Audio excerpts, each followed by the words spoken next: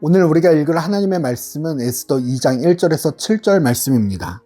그의 삼촌의 딸 하사닷 곧 에스더는 부모가 없었으나 용모가 곱고 아리따운 처녀라. 그의 부모가 죽은 후에 모르드게가 자기 딸같이 양육하더라. 아멘.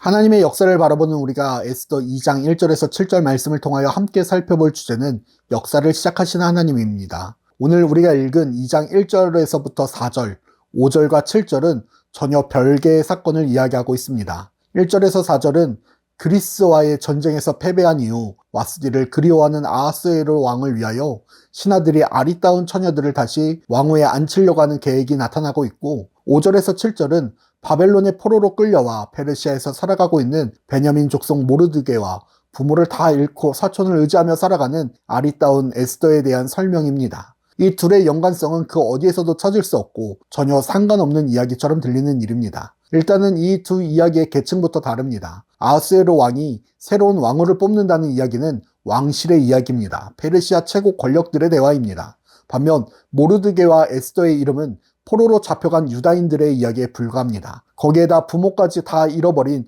불쌍한 한 여인의 이야기이지요. 모르드게가 왕실에서 일하나 그는 대궐문을 지키는 사람에 불과했습니다. 이 설명 그 어디에서도 에스더가 아리따운 여인이었다는 사실 외에 이들이 유대인의 역사를 바꿀, 유대인들의 목숨을 살릴 사람들이라는 추측할 수 있는 그 근거는 어디에도 없습니다. 그저 포로로 잡혀와서 페르시아에서 정착하며 살아가는 평범한 유대인들의 모습일 뿐입니다. 그러나 우리가 알고 있듯이 전혀 상관없고 전혀 연관성이 없어 보이는 이 일이 유대인들의 목숨을 살리는, 유대인들을 구원하는 이야기의 시작이 됩니다. 하나님의 역사가 시작되는 순간인 것입니다. 이 일을 통하여 우리가 알 수 있는 것은 우리가 살아가는 평범한 일상, 우리의 신앙을 지키는 그 평범한 일상 속에서 우리가 하나님의 말씀으로 살아가는 매일의 삶이 세상의 시선으로는 아무것도 아닌 것처럼 보일지도 모릅니다. 아니, 그저 평범하고 똑같은 일상의 한 부분으로 보입니다. 그러나 우리가 하나님의 나라와 그의 의를 구하며 살아가는 그 삶을 통하여